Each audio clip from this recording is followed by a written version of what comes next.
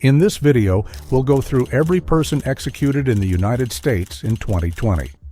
We'll review the crimes that sent them to death row, their final words, and the last meals they requested before execution. But before we begin, let us know in the comments whether your state has the death penalty or not. The U.S. government carried out the first federal execution in almost 2 decades this morning in Indiana. John Stephen Gardner, State, Texas.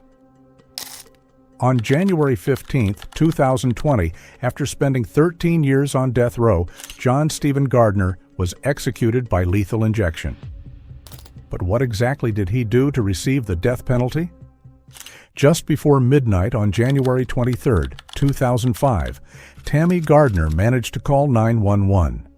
Bleeding and barely conscious, she whispered that she had been shot in the head.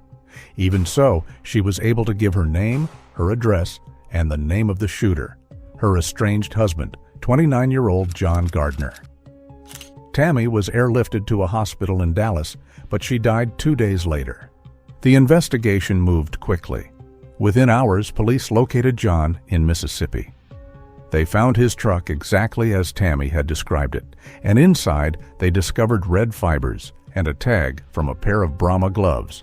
The same gloves John had bought at a Texas gas station on the day of the crime. The fibers matched Tammy's robe. At his home, officers found a .44 Magnum revolver, fully loaded except for one fired round. The evidence was overwhelming, but the story behind their relationship was even darker. John had been abusive for years, isolating Tammy from friends, threatening her family, showing up at her workplace, beating her, humiliating her. Tammy told a counselor that he would touch her with a gun during sex, and when he got angry, he would hit her in the head with the barrel. Her co-workers frequently noticed the bruises she tried to hide. "The only way I'm getting out of this is when he kills me," she told them more than once. When Tammy filed for divorce, the threats escalated. On the day of the attack, John sent her increasingly aggressive messages, but she didn't respond. That night, he broke into her home and shot her while she was sick in bed. Prosecutors argued that he killed her in retaliation for the divorce, and the jury agreed. They also learned about his past: 5 marriages, sex offenses, child abuse, and a previous attack on his second wife, who he had shot in the face while she was pregnant. John was sentenced to death in 2006. By the time his execution date arrived, Texas no longer allowed special last meals, so he ate the same food as the rest of the unit. Before the lethal drugs were administered, he addressed the witnesses, saying he loved his friends and apologizing, "I feel your pain. I hope today brings you peace and closure. I know you can't forgive me, but I hope someday you will." He then asked the warden to proceed because he was looking forward to seeing the Lord Jesus. The lethal injection began at 6:20 p.m. John snored 3 times and became still within seconds. He was pronounced dead at 6:36 p.m. at the age of 46. Donnie Cleveland Lance, State, Georgia. Just before midnight on November 8, 1997, Donnie Lance kicked in the door of a small home in Jackson County, Georgia. Inside were his ex-wife, Sabrina Lance, and her new boyfriend, Dwight Bush Wood Jr. Sabrina and Donnie had 2 children together, but their relationship had been toxic for a long time. She was trying to move on, but Donnie wasn't going to allow it. He raised a shotgun and fired twice, once into Dwight's chest and again into his back. As he fell, Dwight died instantly. Donnie then turned to Sabrina, but he didn't shoot her. Instead, he beat her to death with the butt of the gun. Neighbors heard the commotion and called for help, but by the time officers arrived, it was already too late. For years, Donnie had terrorized Sabrina. He strangled her, threatened to kill her, and even tried to electrocute her with a car battery. Her friends said she lived in constant fear, and her family claimed he never stopped harassing her even after they separated. Donnie kept showing up, watching, stalking, waiting. And that night, he followed through on every threat he had ever made. In June 1999, a jury found Donnie guilty of 2 counts of murder. Prosecutors argued it wasn't just anger, it was control. Sabrina had moved on with her life, and Donnie couldn't stand it. The jury deliberated for hours before deciding he should die by lethal injection. He spent the next 21 years on death row. His attorneys argued he had brain damage, a low IQ, and wasn't mentally fit to be executed, but the courts disagreed. Witness after witness described him as violent, controlling, and consumed by jealousy over Sabrina's new life. On the night of January 29, 2020, Donnie declined a final prayer. When asked if he had any last words, he simply said, "No." His last meal consisted of 2 chili beef hamburgers, French fries, onion rings, mustard, ketchup, and a soda. The lethal dose of pentobarbital was administered at 9 p.m. Donnie Lance was pronounced dead at 9:05 p.m. He was 66 years old. Abel Revill, Ochoa. State, Texas. On August 4, 2002, Abel Ochoa was sitting in the backyard of his Dallas home with a crack pipe in his hand. He hadn't used in over a week, and the withdrawal was tearing him apart. Desperate, he begged his wife Cecilia to drive him to buy more drugs, and she agreed. They left, bought the drugs, came back home, and Abel got high. Then, without saying a word, he walked into the house, grabbed a 9mm pistol, and began shooting his own family. Within minutes, 4 people were dead. His wife Cecilia, his baby daughter Anahi, Cecilia's father, Bartolo Alvarado, and her teenage sister, Jacqueline. Only one person survived, Alma, another sister, who was left seriously injured. But Abel wasn't finished. After emptying the first magazine, he reloaded the gun. When his 7-year-old daughter Crystal tried to escape, he chased her and shot her as well. No one in that house was safe. Police caught him later that same day at an ATM in a shopping mall. He confessed immediately, saying he knew his wife wouldn't give him any more money, so he decided to kill them all. The jury didn't hesitate and sentenced him to death.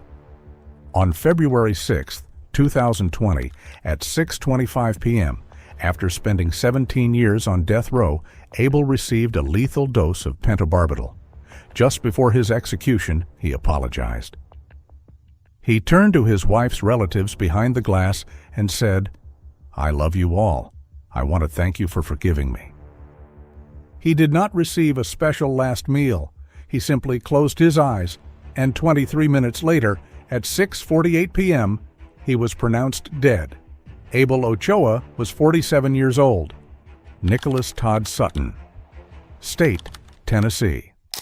On November 8, 1979, 18-year-old Nicholas Sutton walked into the Morristown Police Department and reported that his grandmother, 58-year-old Dorothy Sutton, had gone missing. He claimed she had left a few days earlier with an unknown man and never returned. But inside the house, police found blood on the walls, the floor, and the carpet. He was arrested on the spot. Days later, Nicholas confessed to throwing her body into the Nolichucky River, tied to a cinder block. Dorothy had had good intentions. She took him in after the death of his father, a man who struggled with severe alcoholism and mental illness. Dorothy, a retired and kind-hearted schoolteacher, opened her home and tried to help him. But Nicholas repaid her with violence. He struck her in the head and then drowned her. And that wasn't all. After his arrest, Nicholas admitted to killing 2 other people. One of them was his friend, John Michael Large, who thought he was meeting Nicholas at a barn in North Carolina to settle a drug-related money issue. Instead, it ended in a deadly fight.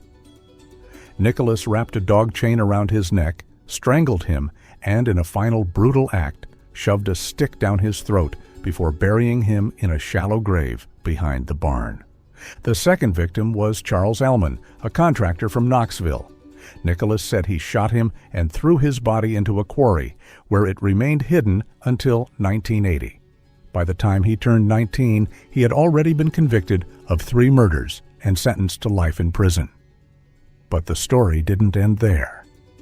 In 1985, inside the Morgan County Prison in Tennessee, Nicholas and 3 other inmates stabbed Carl Estep 38 times during a dispute over drugs. Carl had threatened to kill him, so Nicholas struck first. This time, there were witnesses. He was found guilty of first-degree murder and sentenced to death. He was 24 years old. Over the next 3 decades, Nicholas changed. He became a model inmate, embraced Christianity, saved the lives of several guards during riots, and comforted prisoners in their final moments. But none of it was enough to overturn his sentence.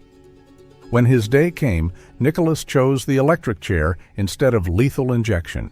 His last meal was fried pork chops, mashed potatoes with gravy, and peach pie with vanilla ice cream. He received communion and gave his final words, "I am grateful to be a servant of God." On February 20th, 2020, after spending 34 years on death row, the electric chair ended his life. He was pronounced dead at 7:26 p.m. Nicholas Sutton was 58 years old. Nathaniel Woods. State, Alabama. On June 17, 2004, 4 Birmingham police officers arrived at a small apartment on 18th Street to serve a warrant. Inside was 27-year-old Nathaniel Woods, a man with minor prior offenses and an outstanding misdemeanor warrant. Officers found him in what they described as a crack house, along with another man, Kerry Spencer. But what happened next became one of the most debated executions in recent years. Police had a brief confrontation with Nathaniel. They confirmed his identity and later returned with the intention of arresting him. According to the only officer who survived, Nathaniel ran when the officers entered the apartment. They pepper sprayed him. At that moment, Kerry opened fire with an SKS rifle. Within seconds, 3 officers, Harley Chisholm, Charles Bennett, and Carlos Owen, were dead. The 4th, Michael Collins, survived. Nathaniel fled, but he never fired a single shot. Even so, prosecutors argued that Nathaniel had lured the officers into an ambush. He was tried and convicted of capital murder. Kerry, the man who admitted to pulling the trigger, insisted that Nathaniel had nothing to do with it. "Nate is completely innocent," he wrote. "That man didn't know I was going to shoot anybody." But the jury didn't believe him. They voted 10-2 for the death penalty. In Alabama, that was enough. Appeals dragged on for years. Civil rights leaders like Martin Luther King III pleaded for clemency. Kim Kardashian joined the protest. Even the sister of one of the slain officers publicly asked the governor to spare him, but Alabama Governor Kay Ivey denied the request. The sentence stood. For his last meal, Nathaniel requested sweet potatoes, spinach, chicken pot pies, chicken thighs, stewed apples, French fries, 2 oranges, and an orange-flavored drink. He took only 1 bite. He also declined to give a final statement. On March 5, 2020, after 14 years on death row, Nathaniel Woods was executed by lethal injection. The drugs began flowing at 8:38 p.m., and he was pronounced dead at 9:01 p.m. He was 43 years old. Walter E. Barton. State, Missouri.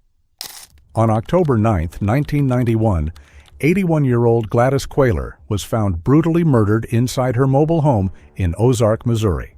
She ran the Riverview Mobile Home Park, lived alone, and was known for helping neighbors with food or money.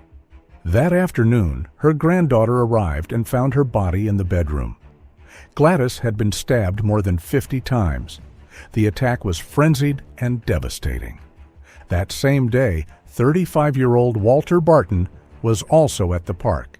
He said he had accompanied the granddaughter when she went to check on Gladys after she stopped answering the phone. According to him, he slipped in the blood, tried to keep the granddaughter from touching the body, and then left. But police noticed small blood spots on his shirt. They questioned him, seized the shirt, and a few days later, he was charged with capital murder. There were no witnesses, no DNA, no fingerprints. The case relied almost entirely on 5 small bloodstains and the testimony of a jailhouse informant who claimed Walter had confessed. His last meal was huge: a double bacon cheeseburger, cheesy tater tots, barbecue pork ribs, banana cake, pecan pie with ice cream, and a cherry Dr. Pepper. Strapped to the gurney, he delivered his final words: "I, Walter Archie Barton, am innocent, and the state of Missouri is executing an innocent man." On May 19, 2020, after 26 years on death row, he was executed at 6:10 p.m. He was 64 years old at the time of his death. Billy Joe Wardlow, State, Texas. On the morning of June 14, 1993, Billy Wardlow was standing on the porch of Carl Cole's house in rural northeast Texas. He was 18 years old, holding a stolen gun, and convinced that stealing an old man's truck would somehow fix his life. His plan was to drive to Montana with his girlfriend Tonya and start over. Carl, 82, opened the door. Billy asked to use the phone. Carl handed him a cordless one through the doorway, but Billy wasn't calling anyone. When Carl tried to close the door, something changed. Maybe suspicion, maybe instinct. A struggle broke out. Carl pushed back and tried to take the gun. Billy panicked and fired a single shot to the head. Carl died in the entryway. Billy didn't steal anything, he just ran. 2 days later, police caught the couple in South Dakota. In jail, Billy attempted to hang himself and had several outbursts. A sheriff told him to write down what he felt. Billy wrote a letter saying he killed Carl like an executioner, calling it easy, but later admitted he exaggerated. He insisted he shot out of fear. The jury didn't believe him. They saw a killer, not a scared teenager. He was sentenced to death. Years later, Daniel Allen, an anti-death penalty activist, began writing to him. They fell in love and got engaged in 2017. Daniel always argued that Billy wasn't a monster, even though he had taken a life. When execution day came, Billy didn't receive a special last meal, and he gave no final words. Weeks earlier, he had written to the parole board describing himself as a young man who made terrible decisions. On July 8, 2020, after 25 years on death row, he was given a lethal dose of pentobarbital at 6:28 p.m. He was pronounced dead at 6:52. Billy Joe Wardlow was 45 years old. Daniel Lewis Lee, federal execution. On January 11, 1996, deep in the Ozark Hills of Arkansas, William and Nancy Muller returned home with their 8-year-old daughter, Sarah, unaware that 2 men dressed as federal agents were already inside Daniel Lewis Lee, and Chevy Kehoe weren't there to serve any papers. They were after cash, gold, and guns, and they didn't plan to leave witnesses. Daniel and Chevy subdued the family, zip-tied their wrists, and tortured Nancy's daughter with a cattle prod, demanding to know where valuables were hidden. They looted the home, taking money, gold, and several firearms. But it didn't end there. They shocked all 3 victims with a stun gun, then placed plastic bags over their heads and sealed them around the neck with duct tape. Daniel and Chevy drove the bodies more than 60 kilometers to a remote stretch of the Illinois Bayou River, weighed them down with rocks, and dumped them into the cold, murky water. Months later, fishermen found the remains in Lake Dardanelle. By then, Daniel had already fled to Washington, where the pair hid in a motel with the stolen money and weapons. This wasn't the first killing linked to Daniel. Years earlier, he helped his cousin murder a man during a party fight. Now he had taken part in the murder of an entire family, including an 8-year-old girl, driven by a white supremacist fantasy he shared with his accomplice. His payment for all of it, a few $1,000s and a pistol. Daniel was arrested in 1997 and spent more than 2 decades on federal death row. Sometime before April 1996, he lost his left eye, apparently in a bar fight after making a racist remark toward a Native American man.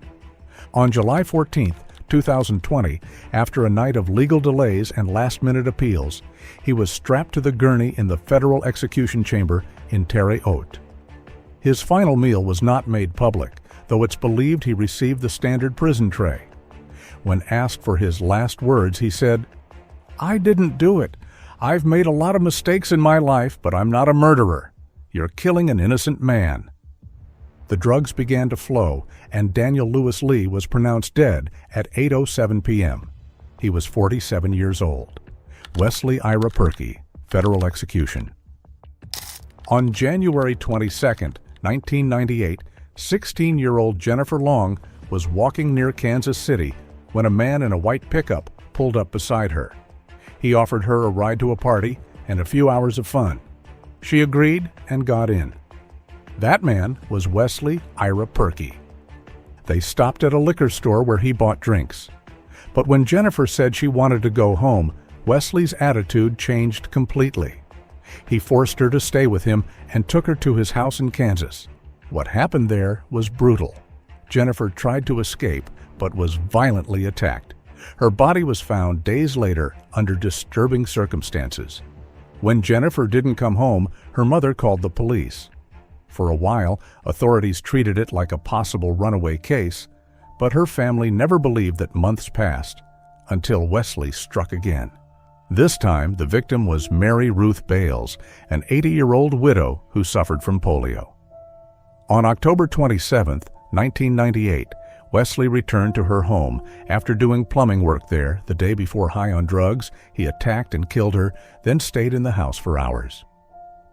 The next day, he tried to burn down the home to destroy evidence, but neighbors saw him and he was arrested shortly after. During his arrest, he confessed to another crime and provided details only the killer would know.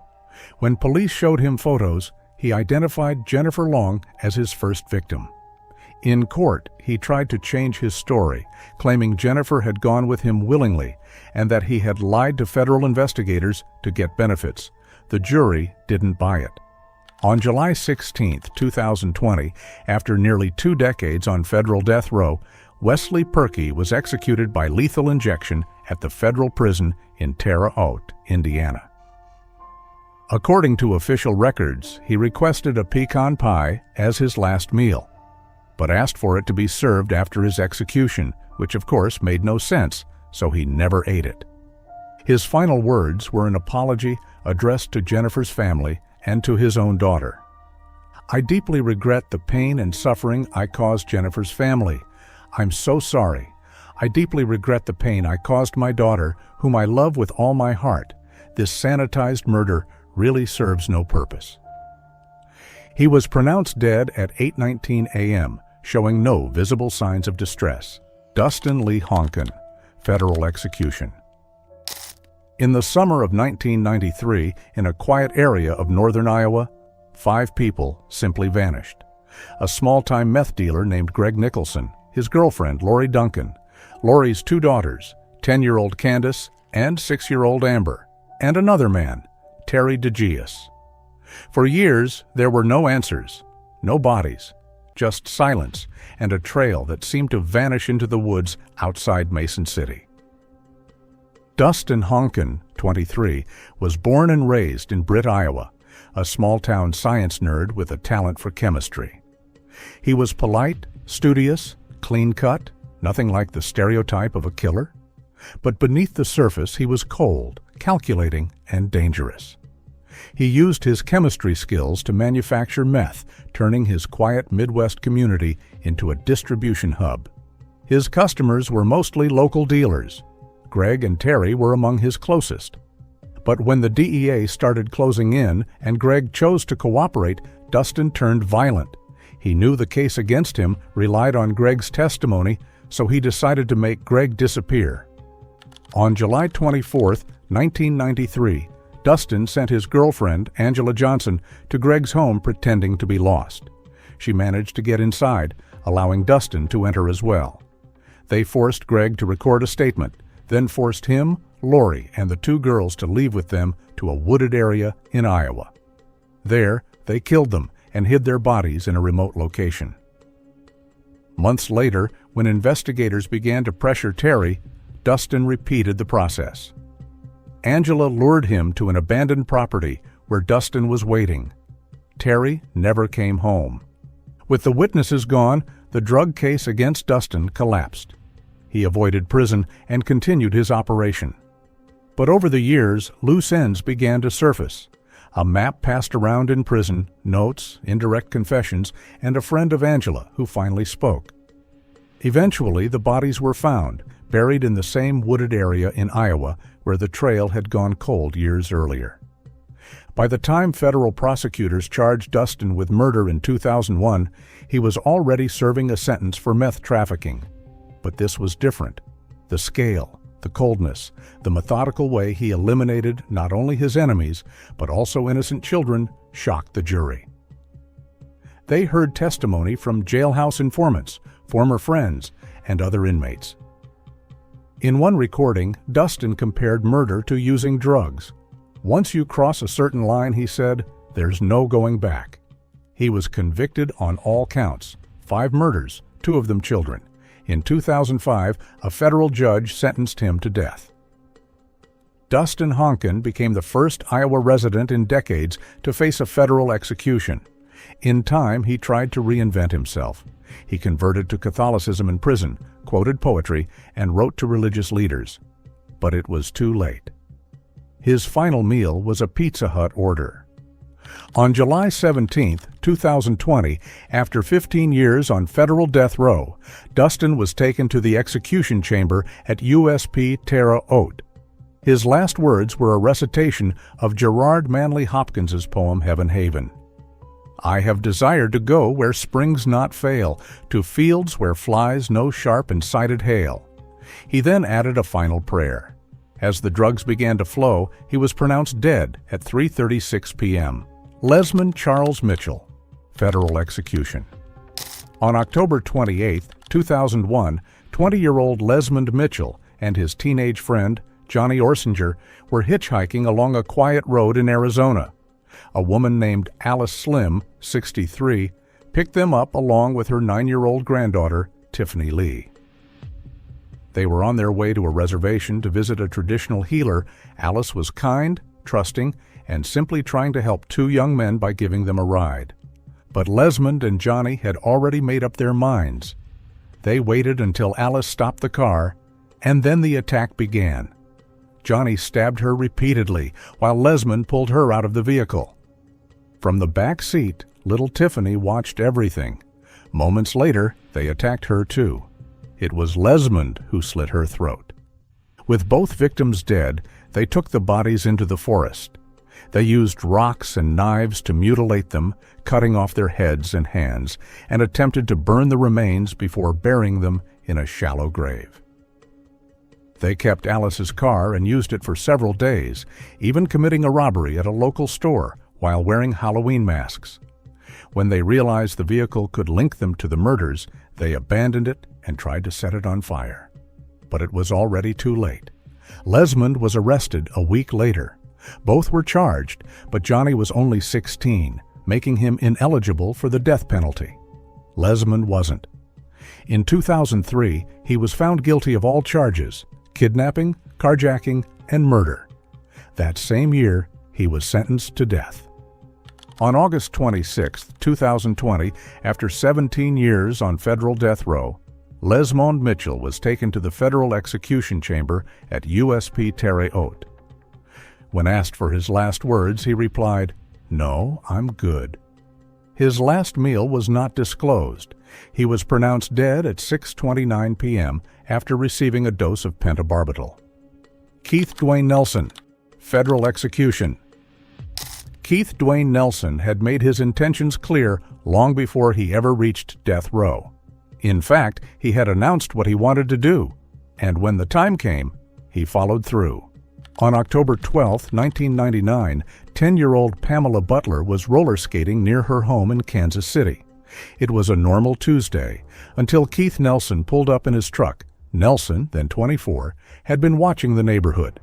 He had even told a coworker that he wanted to kidnap and harm a young girl. Pamela became his target. He grabbed her straight off the street, right in front of her 11-year-old sister. While Pamela screamed for help, Nelson sped off. Several neighbors witnessed the abduction. Some wrote down the license plate, and within hours, the case was all over local news. Nelson drove to a wooded area behind a church in Grain Valley, Missouri. There, he committed a horrific act, took the child's life, and left her body in an isolated spot. 2 days later, someone saw Nelson hiding under a bridge. He tried escaping through a river, but railroad workers detained him until police arrived. When a reporter asked him where Pamela was, Nelson said on live television, "I know where she is, but I'm not going to tell you." The very next day, authorities located the girl's body. Forensic evidence directly linked Nelson to the crime. He was charged with interstate kidnapping resulting in death, since he had taken Pamela across state lines. The case was tried in Missouri, and in 2001, Nelson pleaded guilty. Although the sexual assault charge was dropped in the plea deal, he still received the death penalty. On August 28, 2020, 18 years after his sentencing, Nelson was taken to the execution chamber. He declined a special last meal and gave no final statement. 9 minutes after the lethal injection began, he was pronounced dead at 4:32 p.m. William Emmett LeCroy, federal execution. At first glance, Cherry Log, Georgia looked like a peaceful small town. Quiet, calm, the kind of place where nothing truly terrible should ever happen. But on October 7, 2001, everything changed inside one of its homes. That night, 30-year-old nurse Joan Teisler was getting ready for bed. She had just returned from a shopping trip to Tennessee with her fiancé, unpacked her bags, and settled in for the evening. What she didn't know was that someone had been watching her for a while. Her neighbor, 31-year-old William LeCroy, a convicted sex offender who had been out of prison for only a month. While Joan was away, LeCroy had broken into her house. He brought plastic zip ties, a knife, and a plan. When she walked through the front door, he ambushed her, tied her up, assaulted her, and stabbed her repeatedly. Then he took her black Ford Explorer and fled. The next morning, Joan didn't show up for an appointment.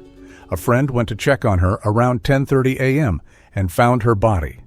She had been brutally attacked, stabbed multiple times, and her .32 caliber handgun and vehicle were missing. Police quickly focused on LeCroy. Neighbors had seen him spying on Joan with binoculars. His record was long: robbery, sexual abuse, desertion from the Army, and an obsession with witchcraft. 4 days later, on October 11th, Border Patrol agents in Minnesota stopped a black Ford Explorer near the Canadian border. It was Joan's car, and William was behind the wheel. He was arrested without resistance. At the Cook County Detention Center, he confessed, he admitted he attacked her, raped her, slit her throat, stabbed her repeatedly, and stole her car to flee to Canada. He tried to justify the murder by claiming he thought Joan was a babysitter who had abused him in the past. But the story made no sense. Joan was younger than he was. Because the theft of the vehicle was part of the murder, the case went to federal court under the carjacking resulting in death statute, a crime eligible for the death penalty. In March 2004, William LeCroy was found guilty and sentenced to death. He spent 16 years on federal death row. For his last meal, he requested KFC, but it was denied because of the concern over bones. Instead, he was given Pizza Hut. On the afternoon of September 22, 2020, LeCroy was strapped to the gurney and, without giving a final statement, was executed with a single dose of pentobarbital. He was pronounced dead at 6:29 p.m. Christopher Andre Vialva, federal execution. On June 21, 1999, 19-year-old Christopher Vialva got into a car with 4 younger gang members. One of them was Brandon Bernard. Their plan was simple: commit a robbery. By the end of the day, 2 people were dead, 26-year-old Todd Bagley and his 28-year-old wife, Stacy. Both were youth ministers from Iowa visiting Fort Hood, Texas. Christopher approached the couple at a gas station and asked for a ride. The Bagleys agreed, as they often did when someone needed help. Once inside the car, Christopher pulled a gun and forced them into the trunk. For hours, Todd and Stacy begged for their lives. They even sang "Jesus Loves Me," while Christopher, Brandon, and the others stole their wedding rings, withdrew money using their cards, and joked about what they would do next. The group drove to a remote area near Belton Lake Recreation Area. Christopher ordered the inside of the car to be soaked with lighter fluid. Then he opened the trunk and shot Todd and Stacy in the head. But Stacy didn't die instantly.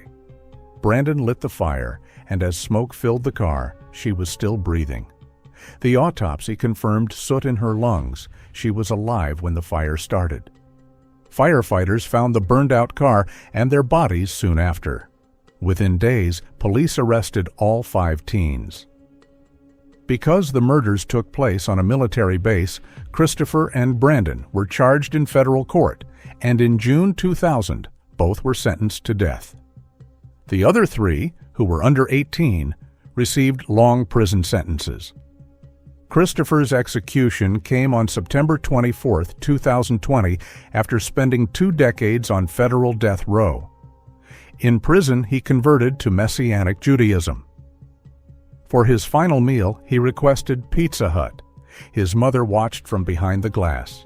When asked for his last words, he said, "Father, heal their hearts with grace and love." Then he looked at his mother and added, "I'm ready, Father." He was pronounced dead at 6:46 p.m. Orlando Cordia Hall, federal execution. On the night of September 24, 1994, 16-year-old Lisa Renee locked herself in her apartment in Arlington, Texas. Her brothers, Neil and Stanfield, had scammed a group of drug traffickers in a failed marijuana deal. Hours later, 4 men showed up at her door. They weren't looking to get their money back anymore. They wanted revenge, and Lisa would pay for what her brothers had done. The leader of the group was 23-year-old Orlando Hall, accompanied by Bruce Webster, Demetrius Hall, and Stephen Beckley. Their original plan was to capture Neil and Stanfield, but instead they found Lisa alone at home. She called 911. "They're trying to knock my door down," she managed to say. She never finished the call. The sliding glass door shattered, and the men dragged her out of the apartment. They tied her up and drove her across several states to Pine Bluff, Arkansas. For the next 2 days, they moved her from motel to motel. They hid her, assaulted her, threatened her. Lisa was repeatedly sexually assaulted, beaten, and eventually taken to a park where they had already dug a shallow grave. They covered her head with a towel. Orlando hit her with a shovel. She tried to escape, but Stephen tackled her, and Orlando struck her again. Finally, Bruce gagged her, poured gasoline on her, and began burying her alive. Lisa died of asphyxiation underground. Orlando was arrested shortly after and confessed. In 1995, he was found guilty of kidnapping resulting in death and sentenced to die. Bruce Webster also received the death penalty, but in 2019 his sentence was overturned after the courts determined he had an intellectual disability. The other 3 avoided the death penalty by cooperating with prosecutors and received lighter sentences. In prison, Orlando converted to Islam. He expressed remorse and said he had traumatized both Lisa's family and his own. In his final statement, he asked for forgiveness and said, "I invite everyone to Islam. Thank you for giving me the opportunity to be forgiven. Thank you to everyone here, to my family, to my loved ones. Take care. Tell my children I love them." He cried as the execution began. For his last meal, he requested fried chicken, barbecue, and baked chicken, pizza, brownies, sweet tea, milk, and vanilla pudding. On November 19, 2020, Orlando Hall was executed by lethal injection. He was pronounced dead at 11:47 p.m. He was 49 years old. Brandon Anthony Micah Bernard, federal execution. On June 21, 1999, 18-year-old Brandon Bernard took part in the robbery and murder of Todd and Stacy Bagley, a pair of evangelical youth ministers on a military base in Texas. Along with several other teenagers, they approached the Bagleys and forced them into the trunk of their own vehicle. While trapped inside, the couple tried to convince their captors to accept Jesus and spare their lives. The group stole their credit cards, cash, and jewelry, and even tried to pawn Stacy's wedding ring. Later, Christopher Vialva, the leader, shot both victims in the head. Brandon Bernard then set the vehicle on fire with the bodies inside. Todd died instantly from the gunshot. Stacy died from smoke inhalation. Bernard was arrested and brought to trial. A jury found him guilty of 2 counts of murder within the special maritime and territorial jurisdiction of the United States, and he was sentenced to death on June 13, 2000. During more than 20 years on death row, he maintained a clean disciplinary record and participated in community outreach programs. His execution took place on December 10, 2020, by lethal injection of pentobarbital at the Federal Penitentiary in Terre Haute, Indiana. He was 40 years old. His last meal was a meat lover's pizza and a brownie. His final words were directed at the Bagley family, spoken with remarkable calm for more than 3 minutes. "I'm deeply sorry for what I did. Those are the only words that can fully capture how I feel now and how I felt on that day." Bernard was pronounced dead at 9:27 p.m. Eastern Standard Time. He showed no signs of visible distress. His eyes closed shortly after the injections began. His breathing became shallow, and he did not convulse. About 20 minutes after the first injection, white blotches appeared on his skin. His execution became a national controversy. 5 members of the original jury that sentenced him, along with prominent political figures and celebrities like Kim Kardashian West, urged a presidential commutation, arguing that crucial evidence had been withheld at trial and that his legal defense had been inadequate. Alfred Bourgeois, federal execution. In June 2002, 38-year-old Alfred Bourgeois gained custody of a little girl he barely knew, 2-year-old Jacqueline Yahya Harrison. She was the daughter of an earlier affair, and just 6 weeks later, she was dead. Alfred worked as a long-haul truck driver. During a delivery at the Naval Air Station in Corpus Christi, Yahya was riding with him in the cab. Witnesses later testified that Alfred lost control when the toddler accidentally tipped over her potty inside the truck. Enraged, he grabbed her by the shoulders and slammed her head into the dashboard 4 times. His wife and teenage daughter were present. The daughter said she watched Yahya's face turn sad before her body went completely limp. She was rushed to the hospital, but it was already too late. She died the next day from massive brain trauma. The autopsy revealed bruises, healing burns, blood behind her eyes, and swelling throughout her body. And there was more, clear signs of sexual abuse. Alfred insisted it had all been an accident. At one point, he even blamed his wife. The jury didn't believe him. In 2004, after a 2-week federal trial, he was found guilty of first-degree murder and sentenced to death. Several witnesses, including members of his own family, described a long history of violence. Some testified that he beat Yahya with belts and electrical cords. A fellow inmate even claimed Alfred joked that the girl's head had swollen like a watermelon after hitting her with a plastic bat. On December 11, 2020, after 18 years on federal death row, Alfred Bourgeois was taken to the execution chamber.